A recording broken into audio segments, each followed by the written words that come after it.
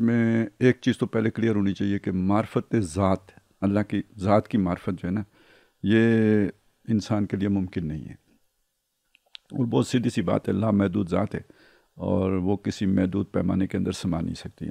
ہمارا علم محدود ہے، ہماری سوچ محدود ہے، عقل محدود ہے، تو اس میں وہ چیز آ نہیں سکتی. اس کی ذات کی کنہ کو کوئی نہیں پا سکتا، اور اس کی کامل معرفت اس کی ذات کی یہ انسان کے لیے ممکن نہیں ہے. اور بلکہ یہ کہ جو ایک حد سے آگے جائے تو خود یعنی شرک کی آلائش شروع ہو جائے گی اس کی اسی لمیٹیشن کی وجہ سے، وہ جو محدودیت ہے اس کے نتیجے میں. جو ہمیں تعارف اللہ کا حاصل ہو سکتا ہے. اچھا، یہ میرا خیال ہے یہ بات کر دینی چاہیے کہ بعض حضرات کا یہ خیال بنا کہ اللہ کی شاید کامل معرفت حاصل کرنا بھی انسان کے لیے ممکن ہے، لیکن وہ اس علم کے جو انسان کو، یعنی ایک تو حواس خمسہ کا علم ہے، اس سے تو قطعاً ممکن نہیں ہے، اور دوسرا پھر انہوں نے کہا جی کہ جو شریعت کا علم ہے یعنی وحی کا علم، تو بڑی میرا خیال ہے جسارت کی بات کی ہے کہ انہوں نے کہا کہ جی اس سے اوپر ایک علم ہوتا ہے اور وہ ہے علم لدنی.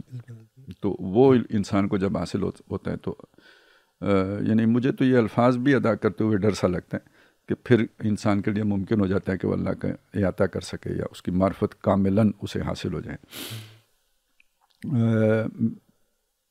میرا خیال ہے جو علم لدنی جس چیز کو کہا گیا ہے وہ وحی کا علم ہی ہے، کہ وہ ایک عام ضابطے سے ہٹ کر آتا ہے اور وہی علم لدنی ہوتا ہے. وہ کوئی اس سے اوپر کی شے نہیں ہوتی، اور ظاہر ہے اس سے اوپر کا کوئی علم نہیں ہے. جو وحی کا علم ہے اس سے اوپر کوئی اور علم نہیں ہے، وہی آخری علم کا درجہ ہے. تو اس علم سے جو آپ کو اللہ کی معرفت حاصل ہوتی ہے، یعنی آج کے دور میں اس یعنی وحی کے علم کا جو سب سے ریلائبل یا اتھینٹک جو وہ ورژن ہے وہ قرآن مجید ہے.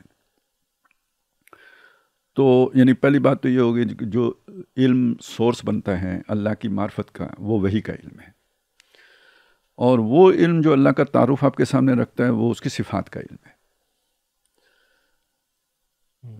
یعنی اچھا، اللہ کی وہی صفات نہیں ہے جو اللہ نے قرآن مجید میں بتائی ہیں. فی مکنون الغیب عندک، اس کے پاس اپنی بہت سارا کچھ ہے، ہمیں اتنا بتایا جتنا ہمیں سمجھ میں آ سکتا ہے. جو ہماری سمجھ میں ہی نہیں آ سکتا وہ بتانا فضول ہے، تو وہ نہیں بتایا. لیکن اس کے پاس بھی اس کے بہت سارے نام ہیں، صفات ہیں کہ جو نہیں اتارے گئے، کتابوں میں نہیں اتارے گئے، کسی کو نہیں سکھائے گئے، تو اللہ کے غیب کے خزانے میں محفوظ ہیں، اللہ ہی کے پاس ہے. تو ہمیں تو اتنا ہی معلوم ہو سکتا ہے جو اللہ کی صفات ہیں. ان صفات میں سے ظاہر ہے اللہ تعالیٰ کی جو ہے نا، ویسے تو 99 اسماء و صفات کا ذکر آتا ہے، جو مختلف احادیث میں جو آئے ہیں سارے جمع کر لیے جائیں کوئی 150 کے قریب بن جاتے ہیں. اس کے مجموعے کا نام در حقیقت اللہ کی معرفت ہے. آپ کسی ایک صفت کو لے کے آپ کہیں کہ مجھے کامل معرفت حاصل ہو گئی ہے، تو یہ تو بالکل غلط بات ہو گئی. ہر صفت کسی ایک رنگ کو بیان کر رہی ہوتی ہے، اور پوری تصویر ان ساری صفات کے مجموعے سے بنے گی. حتیٰ کہ کسی ایک صفت کو بھی لے لیں تو میرے نہیں خیال کہ اس ایک صفت کی بھی مکمل معرفت حاصل کرنا ممکن ہوگا. جی، تو یعنی وہ تصویر مکمل ہوگی ساری صفات کو. یعنی اس کا مطلب یہ ہے کہ ایک خالص علمی کام ہے، اور اس کا تعلق آپ کے تصور و تخیل کے ساتھ ہے کہ وہ جو بھی الفاظ آپ کے سامنے لائے گئے ہیں ان سے آپ کا کوئی تخیل بنے گا. اچھا، وہ تخیل ظاہر ہے، دیکھیے الفاظ تو آ رہے ہیں، الفاظ آپ کے لیے مانوس ہیں، آپ ان کے معنی جانتے ہیں. علیم کا مطلب آپ کو معلوم ہے، خبیر کا مطلب آپ کو معلوم ہے، سمیع کا مطلب آپ کو معلوم ہے. یہ ظاہر ہے یہ سارے علم سے ہی متعلق جو ہے نا ایٹریبیوٹس ہیں. لیکن یہ کہ اب ایک مطلق کسی یعنی ایک ایبسٹریکٹ ذات کا تصور کرنا، یہ وہ چیز ہے کہ جو در حقیقت آپ کے اندر پہلے سے ودیت شدہ ہے. یہ الفاظ سٹرائک کر کے اس کو ایکٹیویٹ کر دیتے ہیں، وگرنہ آپ کے اندر پہلے سے یہ تصور موجود نہ ہوتا تو ان الفاظ سے آپ جو سمیع کا مطلب لیتے وہ جیسے کوئی انسان سنتا ہے. یعنی ان سارے اطلاقات آپ انسانوں پر کر دیتے، کیونکہ آپ کے ان الفاظ سے انسانوں کا تصوری ذہن میں آئے گا کہ کوئی بولتا ہے، کلام کرتا ہے، کوئی سنتا ہے، کوئی دیکھتا ہے، تو وہی آپ کے ذہن میں آئے گا. لیکن جب آپ اللہ تعالیٰ کے لیے یہ الفاظ بولیں گے تو آپ کے ذہن میں اس سے زیادہ بڑی پکچر آئے گی، اور وہ یعنی جسے ہم کہیں کہ وہ ایک خالص لطیف ذات کے طور پر آئے گی. تو یہ کیسے ممکن ہے؟ یہ در حقیقت وہ فطرت انسانی میں، یعنی اللہ تعالیٰ کی معرفت پہلے سے ودیت شدہ ہے. وہ یہ چیزیں آ کے وہ ایک ہیولا سا بناتی ہیں، تو وہ چیز اجاگر ہو کے آپ کے شعور کی سطح پہ آ جاتی ہے. لیکن جب اللہ نے اس طرح بیان کیا، تو جب آپ بھی بیان کریں گے تو انہی الفاظ کا سہارا لے کے بیان کریں گے. وہ اپنا تخیل آپ انڈھیل نہیں سکتے کسی دوسرے کے دماغ میں، وہ آپ کا ہے. ایون تخیل کو مکمل الفاظ کا عملی جامع بھی نہیں پہنا سکتے نا، وہی کیونکہ ایک لامحدود ذات کا تصور ہے، ویکیبلری کی لمیٹیشن ہے، زبان کی جو ہے نا وہ محدودیت ہے، نطق کی محدودیت ہے.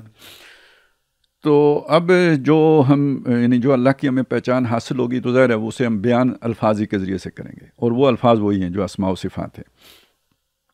اب اس میں آپ دیکھیں کہ ہوا کیا ہے کہ ہمارے اندر ایک تصور تو ہے ایک ایسی ذات کا، لیکن اسے جب صحیح ڈائریکشن نہیں ملتی تو ہم اپنی کوئی سوچ کے تو کوئی نہ کوئی بنا لیتے ہیں، اپنے مطلب کا بنا لیتے ہیں، یعنی معرفت اپنی ہو گئی.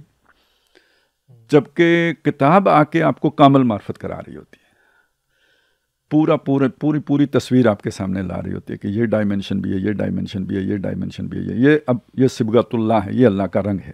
وہ پورا رنگ آپ کے سامنے آشکارا ہو رہا ہوتا ہے، اور اس کے ساتھ کچھ چیزیں آپ کی جڑی ہوئی ہوتی ہیں. ظاہر ہے یہ جسے ہم نے کہا نا کہ آپ کے اندر معرفت کی ساری وہ رکھ دی گئی ہے، تو وہ کیوں ہے؟ اس لیے کہ آپ کے اندر محبت کا جذبہ بھی تو کسی ایسی ذات کے ساتھ محبت کرنے کا جذبہ بھی تو آپ کے اندر رکھا گیا نا. کوئی پرفیکٹ بینگ ہو، آپ پرفیکشنسٹ کیوں بنتے ہیں؟ آپ کے اندر آئیڈیلسٹک اپروچ کیوں آتی ہے؟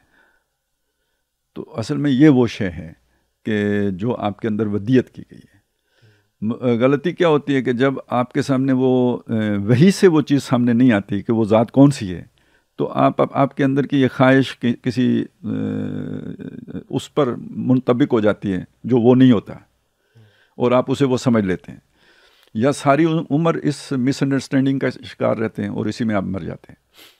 یا زندگی کے کسی موقع پر آپ کو سمجھ آتی ہے کہ یار یہ تو میں ایسے ہی سائے کے پیچھے دوڑ رہا تھا، تو یہ بہت بڑا حادثہ ہوتا ہے آپ کے لیے. اور یہاں سے پھر یہ کہ آپ مزید جستجو شروع کر دیتے ہیں، یا یہ کہ اس تصور کو اٹھا کے پھینک کے آپ ایتھیسٹ ہو جاتے ہیں کہ جی یہ تو ایسے ہی بکواس ہے، دماغ کا خلل تھا. یہ جب آپ کا آئیڈیل ٹوٹتا ہے تو پھر آگے یہ ہوتا ہے. تو اس لیے حقیقی معرفت جو قرآن مجید جو بتا رہا ہے نا، اس کا حصول بہت ضروری ہے. ایک جو ہمارے اپنے جو یعنی انسان جو تعارف پیش کرے گا اس میں خامی ہوگی. تو اصل تعارف وہی ہے، معرفت وہی ہے کہ جو اللہ تعالیٰ نے خود کرایا ہے.